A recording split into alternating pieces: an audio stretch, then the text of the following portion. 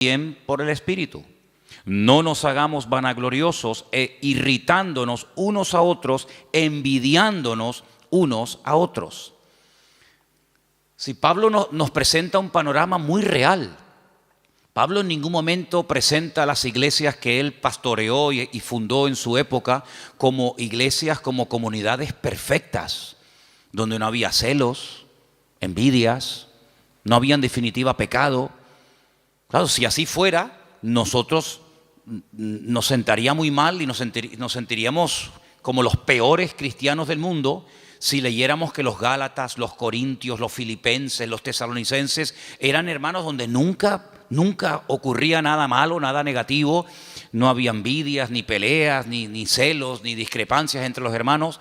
Pues nosotros al leer eso, si fuera así, diríamos: Señor, pero qué malos somos. Somos unos pésimos cristianos, porque mira cómo vivían nuestros hermanos del siglo I, sin criticarse, sin tener envidia entre ellos, sin haber competiciones, celos, divisiones, ¿verdad? Sin embargo, el panorama es todo lo contrario. Es todo lo contrario.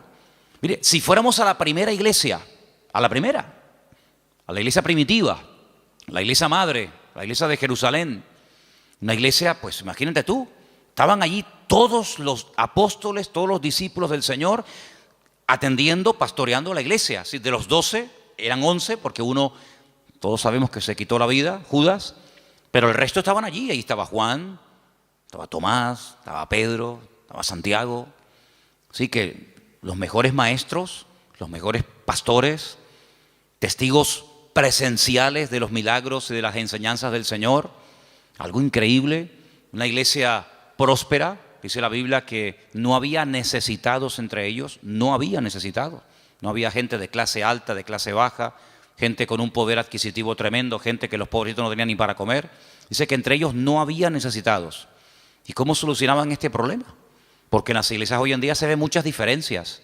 Gente que está muy bien, gente que no está tan bien, gente que le sobra de todo, gente que le falta de todo. Pues ¿cómo es posible que en aquellos tiempos el Señor diga, y está escrito, y eso ha sido inspirado por el Espíritu, lo cual no es ninguna exageración ni mentira, que en la iglesia no había ningún necesitado? Bueno, pues muy fácil, muy fácil. Dice la Biblia que los que tenían mucho vendían, se desprendían de su patrimonio y lo repartían a los que no tenían. Sí, pero bueno, es que eso es lo que dice la Biblia, que los que tenían propiedades, no todos tenían propiedades, evidentemente, pero los que tenían propiedades, los que tenían un patrimonio muy grande, lo vendían y no se lo quedaban para ellos, sino que dice que lo repartían, lo ponían a los pies de los apóstoles, y ellos sabían a qué familias y a qué hermanos y cómo y cuándo repartir, de tal manera que dice que no había. De puertas para afuera, en el mundo, en la calle, habría, imagínate tú, mendigos, necesitados, pero dice que en la iglesia no había necesitados entre ellos, sino que todos tenían todas las cosas en común. Entonces, claro, muchas veces la gente dice, pero hermano, las cosas que se leían en la Biblia, aquellos milagros, aquellos acontecimientos tremendos, hoy en día no se ven. Hombre, evidentemente, ¿cómo se van a ver? Si la vida de los cristianos no tiene absolutamente nada que ver, nuestras vidas, con eso de la propiedad privada y con eso de la privacidad, etcétera, etcétera, nuestras vidas no tienen nada que ver con la vida que aquella gente llevó, por lo menos durante un tiempo. Y uno dice, una iglesia tan bendecida, con tantas enseñanzas, con los apóstoles, con milagros, porque mira que había milagros allí, milagros que a veces ocurrían hasta sin pedirlos, sin querer. Pedro dice que un día iba al culto, y cuando él iba caminando, claro, uno proyecta la sombra y dice que la sombra, ni siquiera imposición de manos, ni oración directa, sino su sombra, dice que cuando pasaba y caía por encima de los enfermos, eran sanados. La sombra de una persona, la sombra. Eso no lo hemos visto nosotros nunca, y no sé si alguna vez lo veremos, pero en aquellos tiempos era normal. Y cuenta la palabra que incluso había gente que vivían lejos, ya un poquito más adelante en los tiempos del apóstol Pablo, cuando ya era un apóstol, y dice que había personas que vivían lejos, incluso que tenían problemas con demonios terribles, y Pablo se quitaba una prenda de su ropa, un pañuelo o lo que fuera, y se lo mandaban a través de un familiar o de un vecino o de un amigo, y cuando se lo ponían encima aquella persona se sanaba, era liberado. Unas cosas increíbles, ¿no? Increíbles. multitudes se convertían, un día 3.000, otro día 5.000. Los cultos de oración eran diarios, dice que todos los días subían a la hora tercera, a las 3 de la tarde, la hora de más calor, pues no había siesta, sino la siesta era culto de oración todos los días. Iban a entrar a la iglesia y la gente pedía y oraban por ellos y ya entraba. Imagínate tú, empezar el culto ya con sanidades y milagros y aún no había empezado el culto. Una iglesia increíble. ¿No te hubiera gustado formar parte, aunque sea un tiempito, de esa iglesia? ¿No te hubiera gustado escuchar? ¿Quién predica el jueves? Juan, el discípulo amado. ¡Wow! Y el domingo por la tarde, Pedro y Santiago. Y el próximo jueves, Tomás. Y el siguiente, una gloria increíble. Pero ¿cuál fue el primer problema de esa iglesia? ¿Cuál fue el primer problema? ¿Económico? No, porque no tenían problemas económicos. Porque ya ellos sabían cómo solucionar los problemas internos de la iglesia. Ellos sabían perfectamente, oye, no llega para tal. Pues no pasa nada, si no llega, yo tengo una casa, la vendo, pum, y con eso se paga no sé qué. Oye, que ahora no tenemos para no sé qué. No pasa nada, tengo un terreno. Ellos sabían perfectamente cómo solucionar los problemas económicos. Entonces, ¿cuál fue el problema de la iglesia? Si no fue económico, si no fue falta de crecimiento, si no fue mala doctrina, mala enseñanza o herejías, ¿cuál fue? Murmuración. ¿Cómo? ¿Pero cómo se pueden murmurar? ¿Cómo se pueden criticar unos a otros los hermanos en semejante iglesia? ¿Y por qué murmuraron? Porque cuando llegaba la hora de la comida, que por cierto, comían todos juntos porque era una especie de gran comunidad, pues no sé, dice que las viudas que eran de origen judío, parece, no sé si es algo que realmente era así, pues eran criticadas por otras viudas que dicen, mira, a ella le has puesto 2 chuletas, a mí me has puesto una sola.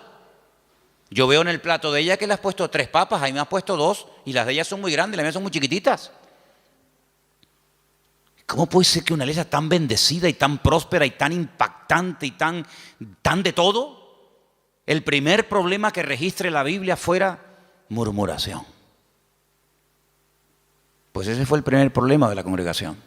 Y de ahí nace la idea de nombrar diáconos, ayudantes, colaboradores, que cuando llegue la hora de la comida, pues ellos sean los que distribuyan y se evite este problema en la congregación, porque no vamos a permitir que por la comida y por la murmuración se frene el avance y se estropee el buen ambiente espiritual que hasta hoy hemos tenido.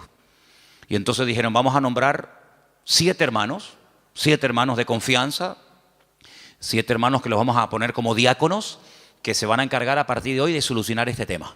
Porque nosotros no nos vamos a poner ahora a servir las mesas.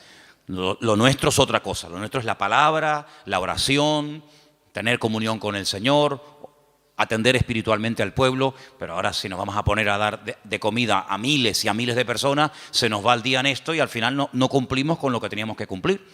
Pero claro, pusieron unos requisitos. Dice que tenían que ser hombres llenos del Espíritu Santo, de fe y de buen testimonio y sabiduría, para servir las mesas. Pues si esos eran los requisitos de los diáconos, ¿cómo tenían que ser los apóstoles y los pastores en aquella época? Yo creo que muchos de los que somos pastores hoy en día no podríamos ser ni diáconos en la iglesia primitiva, porque ponían el listón tan alto, era algo tan elevado que pedían para que una persona pudiera atender las mesas, que tú imagínate lo que tenían que pedir para ser pastor. Algo realmente increíble. Así que vemos que el problema de la carne y del espíritu ya surgió en el seno de la primera iglesia, en la iglesia primitiva. Imagínate 2000 años después. Imagínate 2000 años después. Si viendo y viviendo en aquel tiempo y en aquel ambiente y aquella atmósfera de gloria, de bendición, de un mover de Dios espectacular, donde todo lo que ocurría era genuino. Las cifras que se dan no son aumentadas, no se estiran las cifras. Bueno, eran 200 los que se convirtieron, pero tú pones ahí 5000. No. Todo era genuino, los milagros eran genuinos, las sanidades eran genuinas. Todo lo que ocurría era genuino, no eran cifras evangelásticas. Eran cifras genuinas, milagros realmente del Señor. Si eso ya ocurría en aquella época, imagínate hoy en día cuando nuestro nivel de santidad, nuestro nivel de espiritualidad no tiene absolutamente nada que ver con el de nuestros hermanos de los primeros siglos de la era cristiana. Entonces vemos que el problema dentro de la iglesia fue la carnalidad. Ahora, oraba y le pedía al Señor, Señor, tiene que haber algún cuadro, tiene que haber algún pasaje en la Biblia para que este tema que estamos tratando últimamente de la carne y del espíritu, de vivir en victoria o vivir en derrota, nos resulte lo suficientemente gráfico como para captar lo que más o menos quiere decir la Biblia cuando habla de la lucha continua entre la carne y el espíritu. Y hay un pasaje extraordinario. Hay un pasaje increíble y lo vamos a leer esta tarde y vais a ver cómo al entender ese pasaje vais a poder entender mucho más lo que me refiero cuando hablo de la carne y del espíritu. Vamos al primer libro de la Biblia, al primero, que se llama Génesis, capítulo 25. En Génesis capítulo 25 vamos a leer una historia muy conocida, pero de la cual vamos a extraer muchísimas lecciones para poder entender mejor la lucha entre la carne y el espíritu. Génesis capítulo 25, voy a leer a partir del versículo 19. ¿Lo tienen, hermanos? Muy bien. Dice así la palabra del Señor, presta atención, hermano. Estos son los descendientes de Isaac, hijo de Abraham. Abraham engendró a Isaac. Y era Isaac de 40 años cuando tomó por mujer a Rebeca, hija de Betuel, arameo de Padán Aram, hermana de Labán, arameo. ¿Cuántos datos en un solo versículo? La edad, el nombre del padre, el nombre del hermano, un montón de datos, todos muy importantes. Quédese con esta cifra, 40 años tenía cuando Isaac se casa. Y entonces dice en el versículo 21, y oró Isaac al Señor por su mujer, que era estéril, y lo aceptó el Señor y concibió Rebeca, su mujer. Y los hijos luchaban dentro de ella y dijo, si es así, ¿para qué vivo yo? Y se fue a consultar al Señor. Y el Señor le respondió y le dijo, 2 naciones hay en tu seno y 2 pueblos serán divididos desde tus entrañas. El uno será más fuerte que el otro y el mayor servirá al menor. Esa es la palabra que el Señor le da a esta mujer atormentada. Esta mujer que lo está pasando realmente mal, porque tiene una batalla, tiene una guerra dentro de su vientre. Entonces ella dice, Señor, si estar embarazada es esto, yo no quiero vivir, yo no quiero seguir adelante con este embarazo, quítame la vida. Y entonces ella se va y se refugia en el Señor y le dice, Señor, explícame qué es lo que aquí está pasando. Seguramente ella habrá hablado con otras mujeres, incluso a lo mejor, vete tú a saber, con alguna mujer que también estaba embarazada como ella en aquel tiempo. Y seguramente alguna le habrá dicho, oye, pues yo no sé, yo no te entiendo porque a mí no me está pasando nada de lo que tú estás diciendo. Entonces ella cuando se va a consultar con el Señor no es porque está un poquito mareada y tiene vómitos por la mañana temprano cuando se levanta y pierde el equilibrio y está cansada. No, ella está harta. Ella lo está pasando francamente mal. Pero va a consultar, va a buscar palabra de Dios. No va a quejarse, no va puerta por puerta, sino que ella va al único que le puede decir qué es lo que está pasando. Ella va al Señor y desahoga su alma delante del Señor y el Señor le habla y le da una palabra tremenda. Mira, no llevas 1, llevas 2. Y son 2 pueblos. Y están peleándose desde tu vientre. Y siempre será así. Y el mayor servirá al menor. Y entonces ya ella más o menos entiende qué es lo que está pasando. Seguimos. Versículo 24. Cuando se cumplieron los días para dar a luz, he aquí había gemelos en su vientre. Ya se lo había dicho el Señor, que había 2, no 1. Luego, aquí vemos que la primera parte de la palabra, no llevas 1, sino llevas 2, se está cumpliendo. Cuando ella vio salir 1 y vio salir al otro, ella seguramente habrá recordado lo que el Señor le había dicho. 2, llevas 2, no 1, 2. Luego, si la primera parte de la palabra se ha cumplido, prepárate porque la segunda también se va a cumplir. ¿Cuál es? Que se van a llevar como el perro y el gato. Que el mayor va a terminar sirviendo al menor.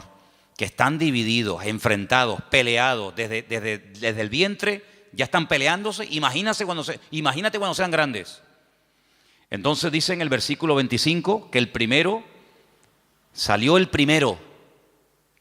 Dice rubio, ahora hablaremos acerca de eso.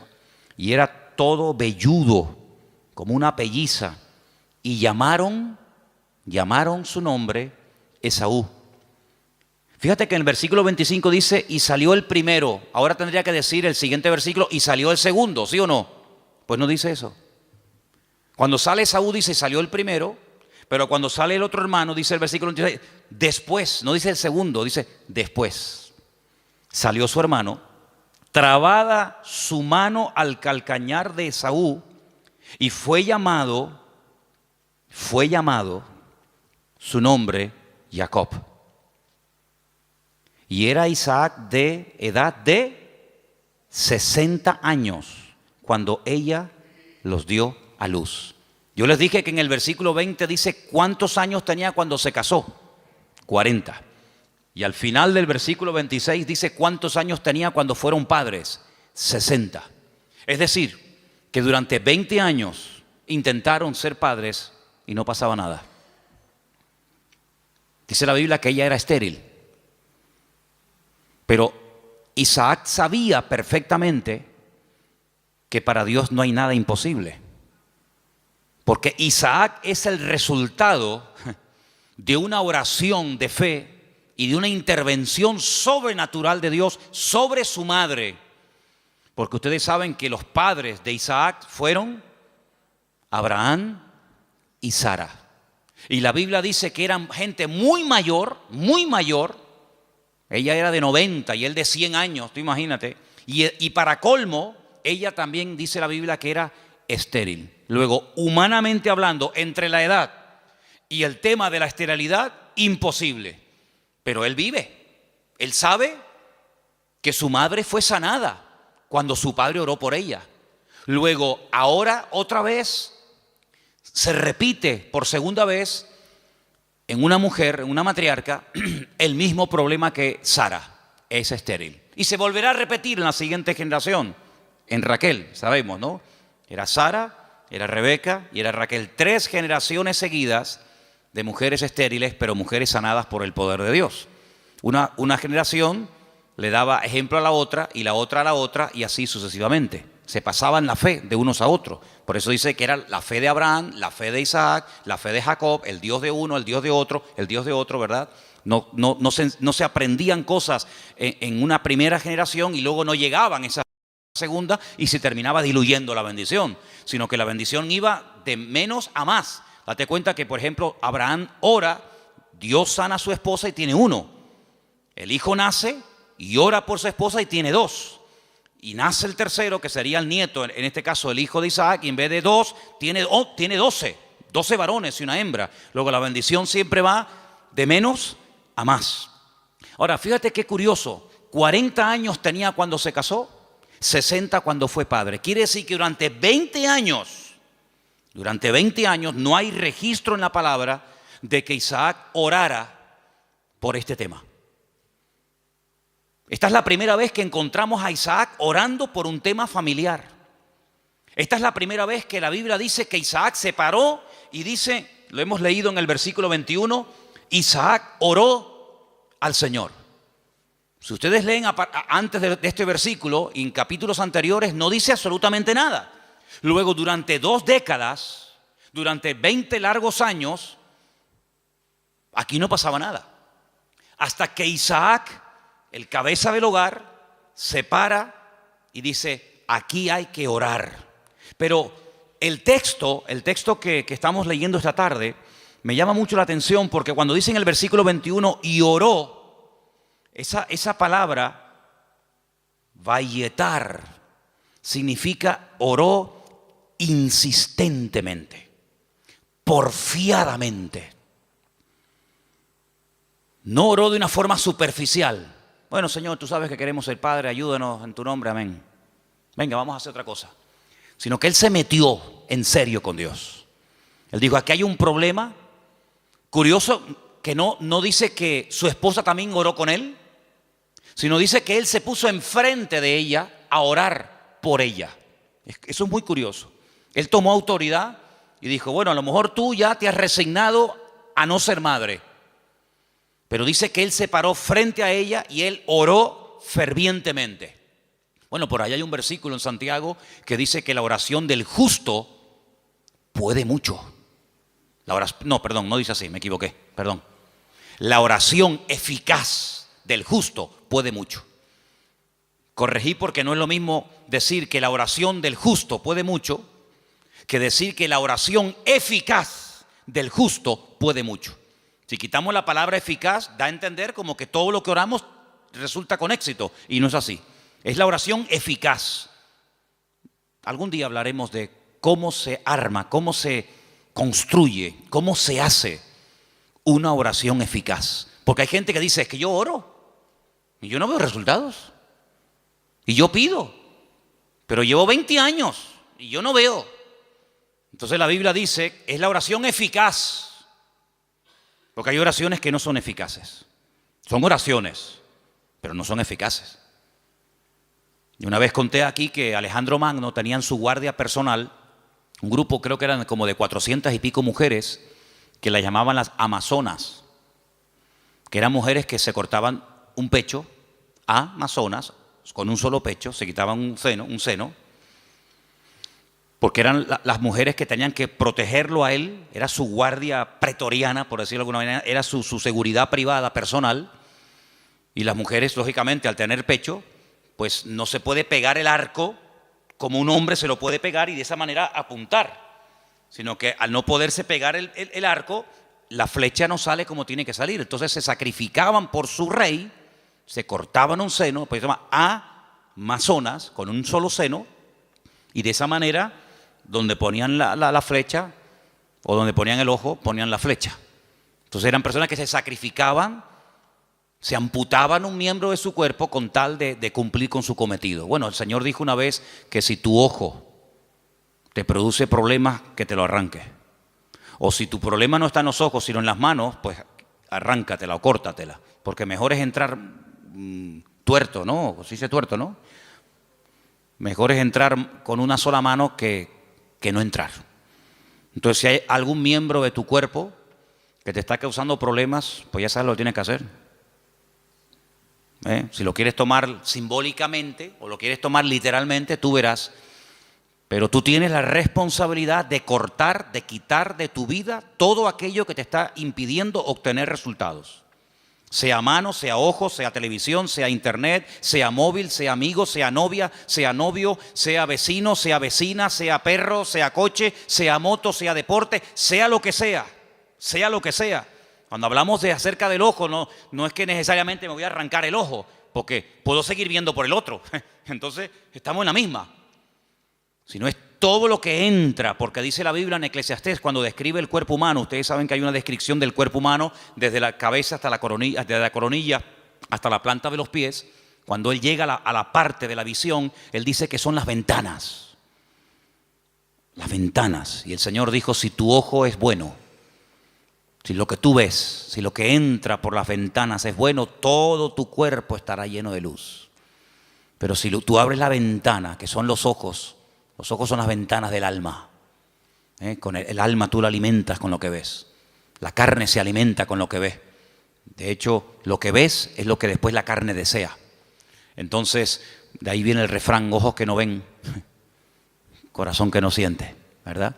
Entonces, cuando tú tienes las ventanas abiertas, pues tienes que saber seleccionar, porque hay cosas que mejor no verlas. Y exactamente es con la mano. La mano es, digamos, el miembro que habla acerca de lo que hacemos. Los ojos lo que miramos, lo que deseamos, lo que anhelamos, donde ponemos la visión, que después nos lleva a la acción, de la visión a la acción. Pero la mano representa la acción en sí misma, hacemos con las manos. Cristo sanaba a los enfermos con las manos, tocaba a los enfermos, multiplicaba los panes y los peces. Las manos son, digamos, el medio, hablando de una forma simbólica de lo que hacemos, de lo que ejecutamos. Entonces, si lo que estás haciendo o lo que estás viendo, lo que está entrando en definitiva en tu mente y lo que posteriormente sale te está causando problemas, tienes que tomar medidas preventivas primero. Si ya no funcionan las medidas preventivas, entonces otro tipo de medidas, pero lo que no puede ser es que la carne esté superando la vida en el espíritu, porque dice la Biblia que los que viven en la carne no pueden agradar a Dios. Y los que son guiados según la carne van a la muerte, a la destrucción. Por lo tanto, hay esa lucha que vemos desde el vientre de la madre de esta mujer, de Rebeca, con estos dos hijos. Ahora, después dice, en el mismo versículo 21, cuando yo he dicho vayetar, significa orar porfiadamente, insistentemente. En el mismo versículo, cuando dice, y aceptó el Señor, ¿lo veis? Es la misma palabra, pero se pronuncia de una forma diferente, vayater. Vayater, vayatar, vayater. Se escribe igual, pero las vocales se ponen diferentes. ¿Y saben lo que significa eso? Aquí se ha traducido por aceptó el Señor. Aceptó el Señor. Significa que convenció a Dios. Dicho de otra forma, Dios se dejó convencer por la oración de Isaac. Es increíble. Dios se dejó convencer. A ver, ¿qué quieres? Presenta argumentos. Preséntame argumentos. ¿Por qué quieres ser padre? No tenemos la oración de Isaac. Solamente tenemos el hecho de que oró Isaac al Señor y el Señor dijo, está bien. Pero la oración que hizo Isaac al Señor, qué pena, no la tenemos. ¿Te hubiera gustado que estuviera ahí? Algún día cuando lleguemos a la gloria decir, oye Isaac, ¿puedo hablar contigo un segundito? ¿Me podrías decir más o menos lo que le pediste a Dios cuando querías ser padre? Sí, mira, le dije esto y esto y esto. Tienen que aprender hebreo, si no, no pueden hablar con él. No, son bromas. Pero tuvo que orar de una forma que dice que convenció a Dios. Dios dijo, me has convencido. Ya está, problema solucionado. Fíjate, si en vez de haber esperado de los 40 años que se casó, a los 60, yo pregunto, si hubiera orado a los 2 años de casarse, de esa manera como oró, ¿no hubiera el Señor respondido? Por supuesto. Si hubiera orado cuando tenía 25, cuando tenía 45, 50 años, los gemelos podían haber nacido antes. Pero no hay registro en la Biblia de que Isaac orara a esa edad, con esa intensidad y con ese fervor. Pero sí hay registro en la Biblia, a los 60 años, cuando él ora, el Señor se deja convencer. Los argumentos que presentó Isaac, pienso yo que un argumento podía haber sido este. Señor, tú le dijiste a mi padre que en ti serían benditas todas las naciones de la tierra y que tú le darías un heredero y que yo sería el hijo de la promesa. Pero Señor, cuando yo me muera, mi padre vio en mí el cumplimiento de la palabra. Yo soy el hijo de la promesa. Por eso me pusieron Isaac, que significa ríanse, gócense, alégrense. Estaba todo cerrado, estaba todo opuesto. La esterilidad de la madre, la vejez del padre, imposible. Pero ríanse, Isaac. Yo soy el hijo de la promesa. Pero ¿y cuando yo me muera? Se acabó la risa, se acabó la alegría. Cuando yo y mi mujer nos muramos, ya no hay continuidad. La bendición nació y murió con nosotros. ¿Cómo puede ser esto? Señor, dame hijos para que siga la bendición. Y ahí presenta argumentos. Y ahí, en el buen sentido de la palabra, Isaac dialoga, discute, pelea con Dios en oración. Y dice, vayater, Dios se dejó convencer. Estoy de acuerdo, Isaac, perfecto. Tu mujer a partir de ahora quedará embarazada.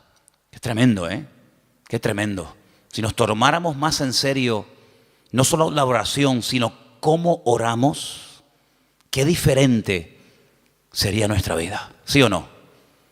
A veces no tenemos suficiente fe. Yo sé que la fe la tenemos que poner en el Señor, eso lo tengo más claro que el agua.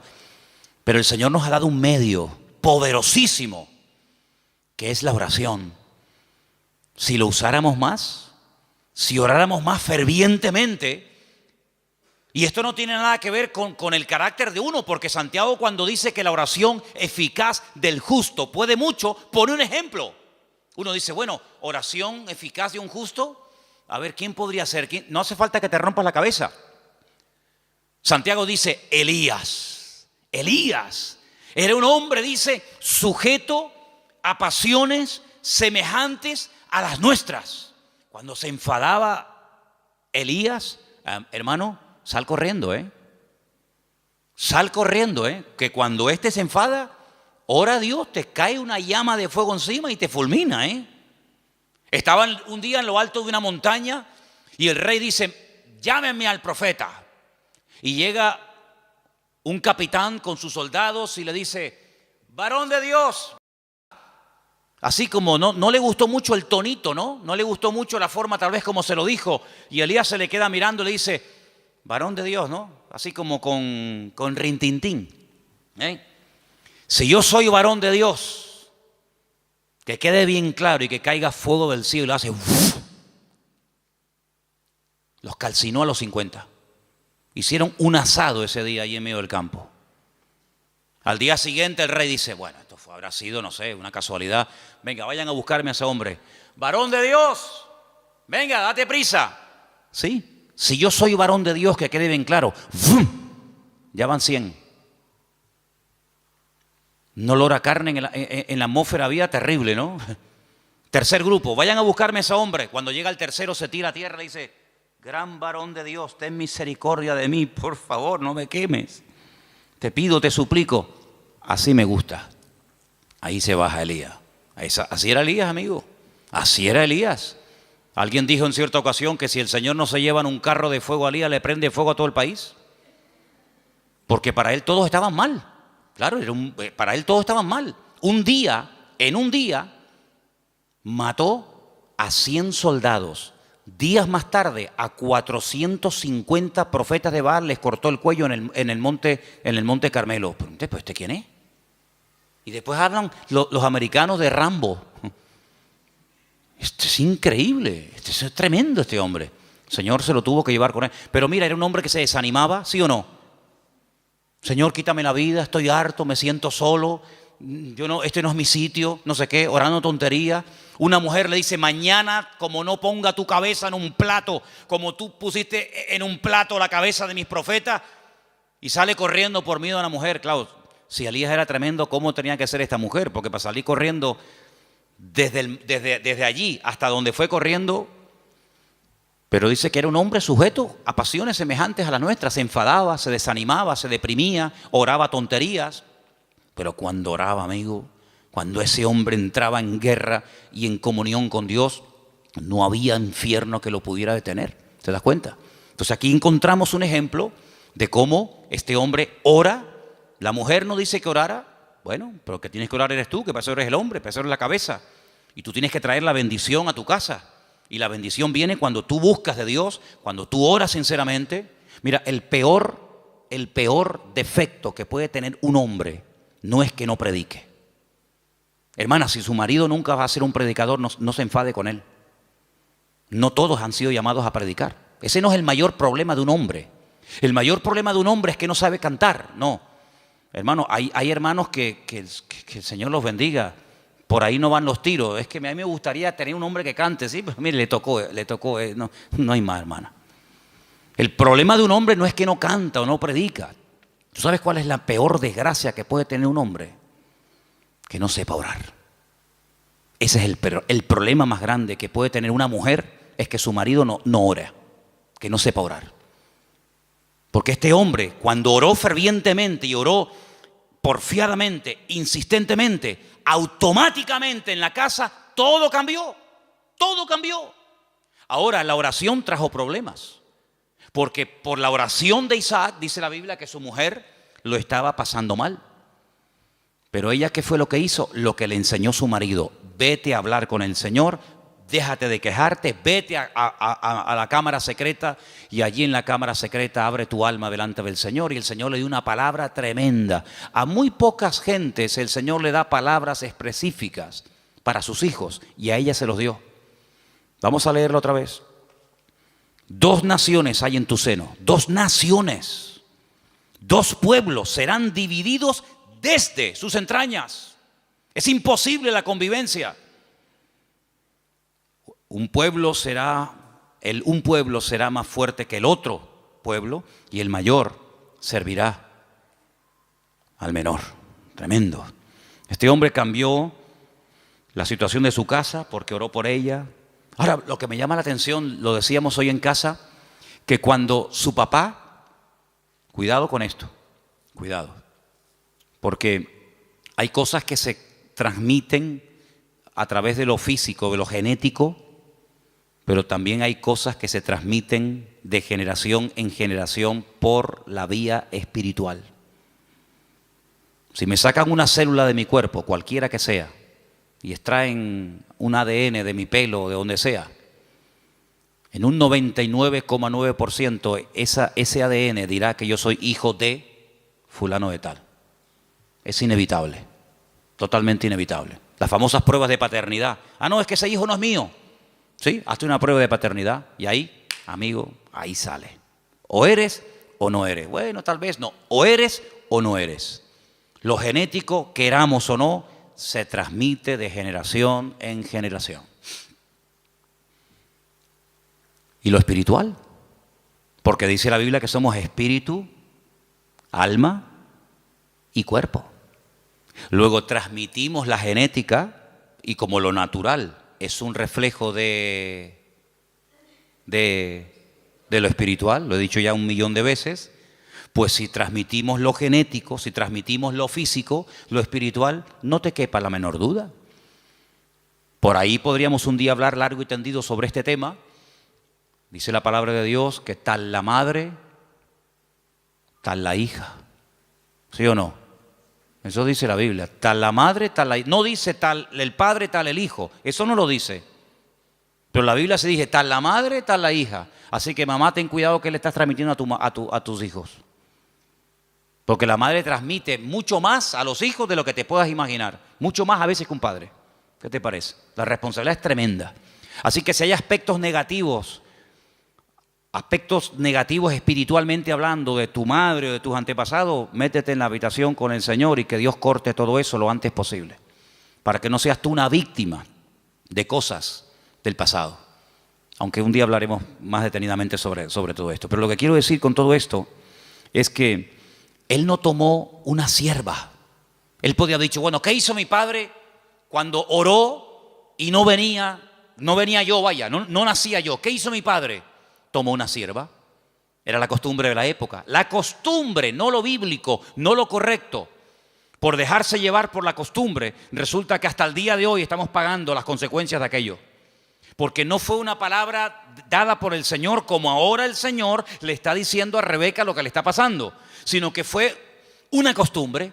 Cuando la señora de la casa no podía tener hijos, o bien porque fuera estéril, o bien porque fuera demasiado mayor, la costumbre era una criada, la criada de la señora, la criada de confianza de la casa, pues podían tener relaciones sexuales, el amo con ella, y ese hijo que naciera se consideraba hijo legítimo del matrimonio. De hecho, había prácticas que a la hora de parir se ponía una debajo y otra arriba, y las dos hacían como que estaban pariendo, y no, era toda una historia, ¿no? Isaac podía haber dicho, bueno, pues yo voy a hacer lo mismo. Él no hizo eso, porque él aprendió que imitar lo que otros hacen para obtener resultados no es lo correcto. No hay que imitar lo que hacen otros, y mucho menos tomar costumbres y aplicarlas como si fueran principios bíblicos. Tú no tienes que imitar a nadie. Es que mi padre lo hizo, pero eso no significa que tú lo vas a hacer. Mira, hay un momento en la vida de Isaac en el que él tiene la tentación de hacer lo mismo que hizo su padre. No con la criada, ya eso lo dejamos bien claro, porque Isaac prefirió esperar en Dios 20 años que precipitarse y adelantarse como hizo su padre con Agar, y fue un desastre. que al final saben que tuvo que expulsarla, al hijo, etcétera, etcétera. Pero hay un momento en el que él quiere bajar a Egipto, porque su papá bajó a Egipto. Y entonces el Señor lo para y le dice, no, tú no bajas a Egipto. Entonces no tengas la tendencia de imitar, de copiar, de hacer lo que otros hacen, porque en ese caso le resultó favorable o tuvo algún éxito o tuvo alguna bendición. Dios no es un Dios de métodos, es un Dios de principios. ¿Cuántos dicen amén? Usted no tiene que imitar, no es que, es como por ejemplo, usted sabe que cuando hay una persona enferma, siempre hay alguien que se te acerca a decirte lo que tienes que tomar. Cuando hace poco tenía la garganta mal, me afectó un poco la garganta, si yo me hubiera tomado todo lo que me dijeron, me hubieran envenenado. Me hubieran envenenado. No, tienes que tomarte tomillo con un poco de orégano y con una cuchara y una yema de huevo. Al rato venía otro. No, lo que tú tienes que hacer es tomarte gárgaras de limón con miel por la mañana. Venía otra. No, lo tienes que hacer una infusión de jengibre. Si yo llego a mezclar todo eso, estaría muerto. Porque todos tenemos siempre la tendencia de decir a los demás lo que tienen que hacer. Y aquí vemos algo muy importante. Isaac dijo, mi padre hizo mal. Pero yo no voy a imitar a mi padre. Yo voy a orar al Señor, y aunque seguramente Isaac tenía muchas criadas y muchas siervas, yo no voy a hacer eso. Y eso se lo transmitió a su mujer, de tal manera que ella, cuando está mal, lo que hace es lo que su marido le ha enseñado.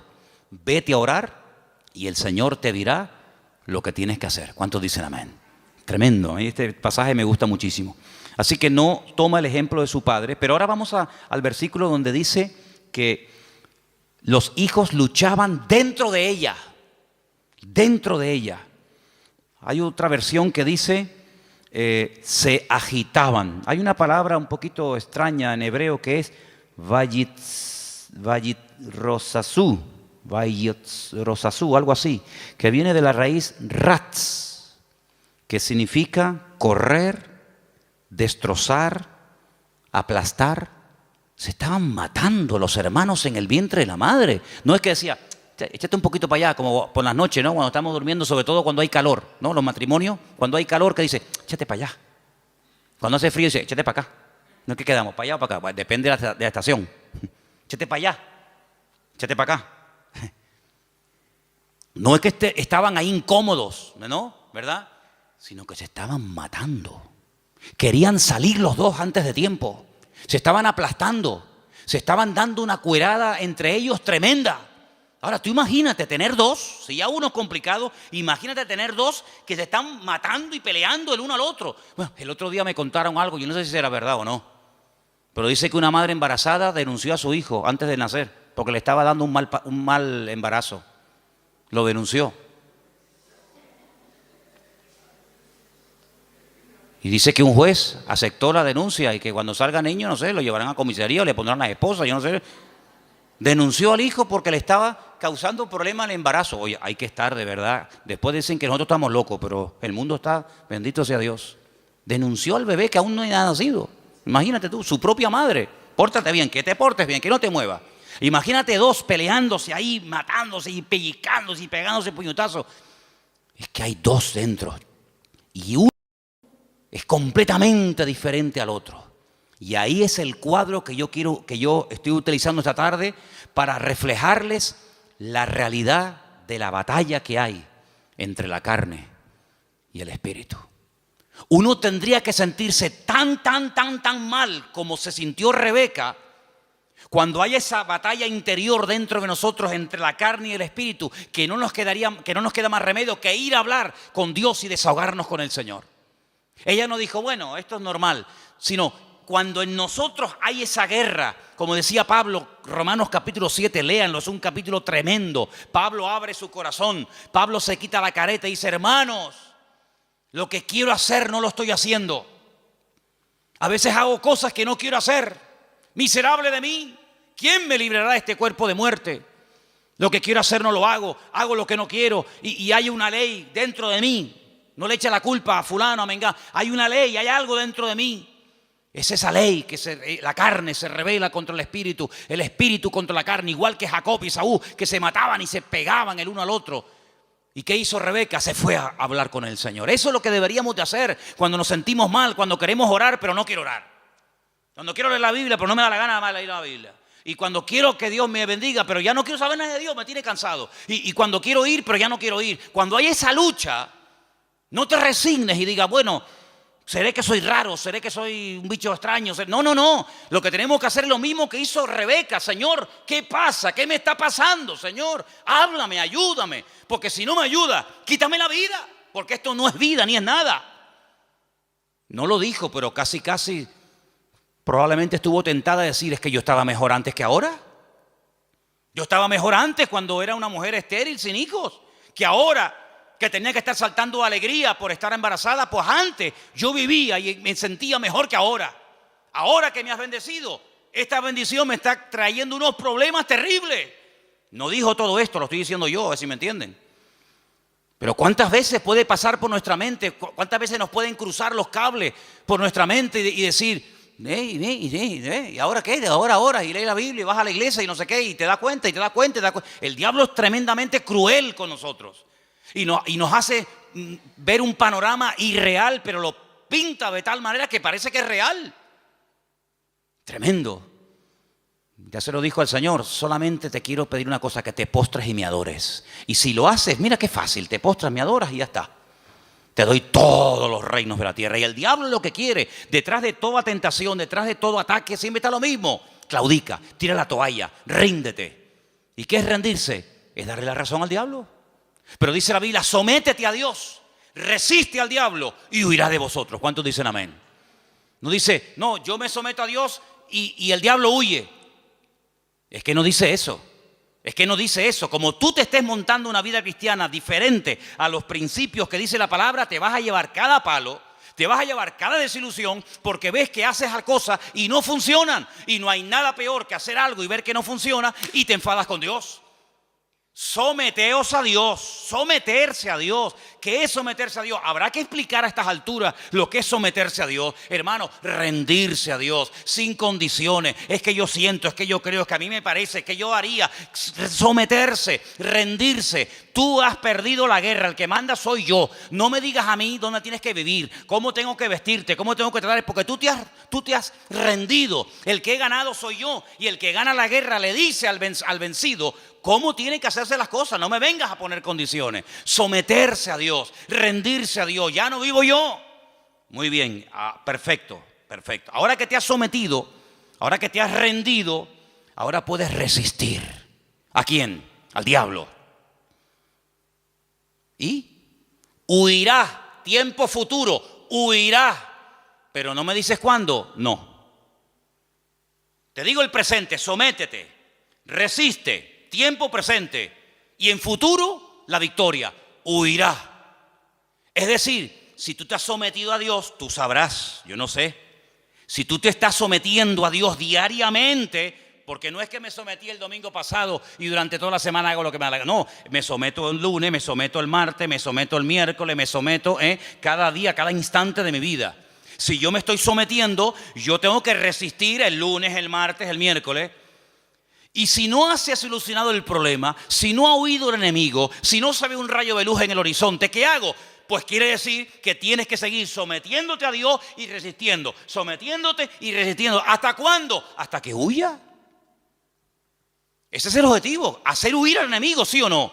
Cuando tú te montas en un avión, imagínate que te vas de aquí a Madrid y por el camino dice, señorita, una preguntita por favor. ¿Estas turbulencias es normal? Sí, es normal. ¿No me podría dejar usted a mí por el camino, por favor? ¿Cómo? ¿Cuánto tarda esto? 2 horas y media. ¿2 horas y media? No, yo no. Dígale al chofer que en la próxima parada me bajo. Menos mal que no hay timbre en los aviones. Si hubiera timbre, ¿cuántas veces le darían la paliza al pobre piloto? Para, aquí me quedo. No, tú tienes que llegar hasta el final, porque tú saliste de un sitio para llegar a otro. Y en la vida cristiana no hay paradas intermedias. Saliste y no volváis atrás, dice la Biblia. El Señor le dijo al pueblo de Israel: no hagan otra vez nunca este camino de vuelta. Yo los he sacado de allí para llevarlos a la tierra de prometida, la tierra que fluye leche y miel. No se les ocurra nunca más, ni a ustedes ni a vuestros descendientes, hacer el camino de vuelta a Egipto, porque no hay marcha atrás. Y en la vida cristiana dice que el que pone la mano en el arado no puede mirar atrás, porque si pongo la mirada atrás, el surco no sale derecho, sale todo torcido, y eso es un desastre, es un desastre. Por lo tanto, vemos en este pasaje que se oró, se obtuvo resultados, pero lo que queremos hablar con todo esto es de la diferencia de Esaú y de Jacob, para después darnos cuenta de lo que es la carne y de lo que es el espíritu. Serían divididos, separados, enfrentados desde el vientre de su madre. Es decir, convivencia cero, imposible.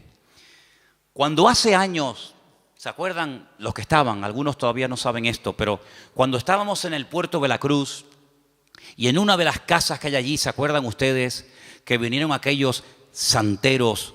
Eran cubanos, total, ¿qué más da? Pero eran cubanos. Hubieran sido japoneses, pues digo, santeros japoneses, aunque nunca me imagino un santero japonés, pero bueno.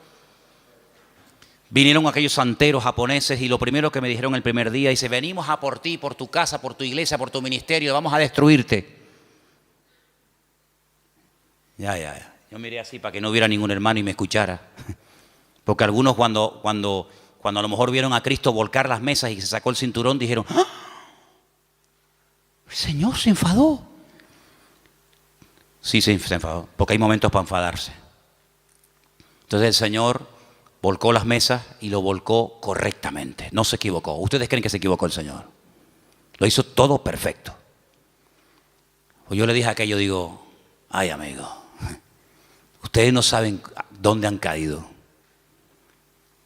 Y una serie de cosas más. Entramos en guerra. Claro, entramos en guerra. Mataron palomas.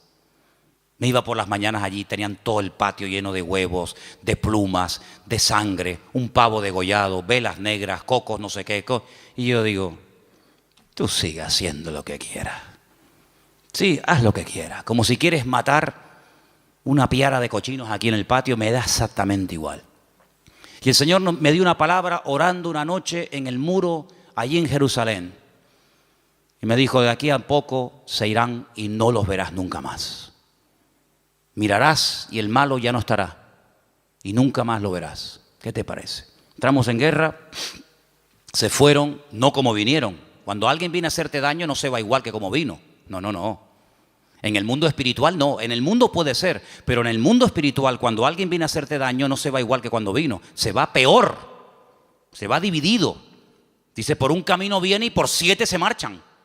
Sí, la reacción a nuestro favor siempre es en contra del enemigo, evidentemente. Y llegó un día en el que yo dije: ya está, se acabó. Uno de ellos me llamó aparte y me dice: ¿puedo hablar con usted? Ya cuando a mí me hablan de usted, yo digo: qué curioso. Ya me habló de usted. Y me dice: ¿por qué no llegamos a una convivencia? Así me dijo, esa fue su palabra. ¿Por qué no llegamos a una convivencia? Y le dije: jamás en mi vida, por encima de mi cabeza, yo jamás conviviré con ustedes. Hijos del diablo, les dije. Que vienen aquí ustedes a hacer daño. Convivencia en absoluto. La única convivencia que hay es que ustedes quemen toda esa basura, lleguen adentro de la iglesia, se conviertan y le pidan perdón a Dios por lo que están haciendo. Se fue, imagínate tú, como un saltaperico. ¿Qué te parece, amigo? Convivencia, principio del fin. ¿Ya quieren convivir? Pues ya saben que no pueden, vamos a convivir. No habrá nunca convivencia entre Esaú y Jacob, jamás. Es más, la debilidad y la derrota de uno fortalece y le da la victoria al otro. No pueden estar los dos como cabeza. Cuando uno está como cabeza, el otro tiene que estar como cola. Y cuando el otro está como cola, el otro está como cabeza. Es algo antagónico, no pueden estar los dos en la cúspide de la pirámide. O uno está arriba o el otro está abajo. De hecho, cuando uno está arriba es porque se ha fortalecido con la debilidad del otro. Y cuando el otro está abajo es porque su fortaleza la ha perdido y la ha tomado el otro que le ha vencido. Eso es así en el mundo espiritual. No puede haber convivencia entre la luz y las tinieblas. Donde hay luz, no hay tinieblas. Y donde hay tinieblas es porque hay ausencia de luz. Pablo utiliza todo esto y dice, hermanos, qué común unión puede haber entre Satanás y Cristo. ¿Qué común unión puede haber entre la luz y las tinieblas, entre un inconverso y un creyente? Ninguna. Por eso dice, no se unan. El mundo quiere unirse, claro. Para el enemigo eres atractivo, para el enemigo eres un trofeo de guerra. Pero le dice el Señor al creyente, no al inconverso. Al creyente dice, no te unas. Él querrá unirse contigo. Hay gente del mundo que se enamoran de chicas cristianas. Hay chicos de la calle que se enamoran de chicas y los del mundo claro, porque tienen un atractivo, tienen una gracia de Dios. Pero tú enamorarte de uno del mundo, ¿estás loco o qué? Es convertirte en tinieblas siendo luz, amigo. Es increíble. No hay ningún tipo de convivencia y por eso lo que el Señor le está diciendo a esta mujer, a Rebeca, es que no habrá convivencia ni dentro ni fuera, ni cuando son chicos ni cuando son grandes. Y cuando los dos nacieron, dice la Biblia que uno era de una manera y otro era de otra. Es decir, lo natural reflejaba lo distinto que eran el uno del otro. Y eso es lo que tenemos que tener en cuenta para darnos cuenta de que vivir en la carne es totalmente opuesto a vivir en el Espíritu. Y no he terminado, mira todos los apuntes que tengo aquí apuntes para una semana, pero quiero terminar diciendo algo, escúcheme bien. Si alguien se pregunta, ¿y puedo vivir un poquito en la carne y un poco en el Espíritu? Por ejemplo, sábado hay culto de jóvenes, ¿no? ¿Sí o no? Bueno, pues el sábado canto, oro, alabo a Dios. El domingo también, porque hay culto, entonces tengo que portar bien. No puedo comportarme mal, ni decir palabrotas, ni... Sábado y domingo está bien, total. Pero claro, ya el lunes, el martes que no hay culto, el miércoles que no hay culto, entonces no has entendido nada. Porque no se puede convivir, no se puede vivir en la carne y en el Espíritu. Hubo un hombre en la iglesia de Corinto que estaba dentro de la iglesia, dentro del cuerpo de Cristo, pero estaba viviendo en la carne. ¿Sabéis el caso, no? Dice la Biblia que el pecado que estaba cometiendo, cuando Pablo se lo comenta, dice, oye, pasa esto y esto. ¿Cómo? Dice, lo que ese hombre está haciendo, el pecado que está cometiendo ese perverso, lo llama así la Biblia, perverso, que viene de pervertido. Dice, ni los del mundo lo practican. Ni los del mundo están viviendo en tanto desorden como ese que se llama hermano, pero se ha metido dentro de la congregación y no tiene nada que ver con una vida de un cristiano. Pablo dice, yo ya lo tengo claro. Bíblicamente dice, yo ya he juzgado ese caso. Yo ya lo he juzgado. Juntaos vosotros con mi postura, con mi espíritu, con mi determinación y cogerlo y sacarlo de ahí. Entréguenselo a Satanás para que destruya la carne a ver si su espíritu se salva. Una cosa increíble. Entonces le dijeron, mira, ven para acá, aquí no puedes venir más. Te estaba acostando con la mujer de su marido, de su padre, que a lo mejor no era su madre, pero podía ser la madrastra. Estaba teniendo relaciones sexuales con la mujer de su padre. Y Pablo dice, pues pero eso ni en el mundo se hace eso. Ni en el mundo se comentan esos pecados. Cójalo, dice que lo echaron fuera para que Satanás lo zarandeara, lo sacudiera. Cuando tú sales de la iglesia, el diablo te dice, ven. El 4 de junio tú estabas aquí en la plataforma llorando, diciendo, Señor, usa mi vida, voy a servirte, cuenta conmigo, diablo, te reprendo, te ato. Y el diablo escuchando. El diablo dice, hoy está eufórico, hoy está animado, le tocó el mensaje, está potente. Espérate la semana que viene. Cuando estás, no voy a más a la iglesia, estoy desanimado, no sé qué. El diablo dice, ven. ven para acá, ven para acá. ¿Qué me dijiste tú el otro día por la tarde? Te reprendo, diablo. Fuera, diablo. Ven, te mete una sacudida en un minuto que tus 6 meses de cristiano te los tira por tierra, amigo. Te mete una tunda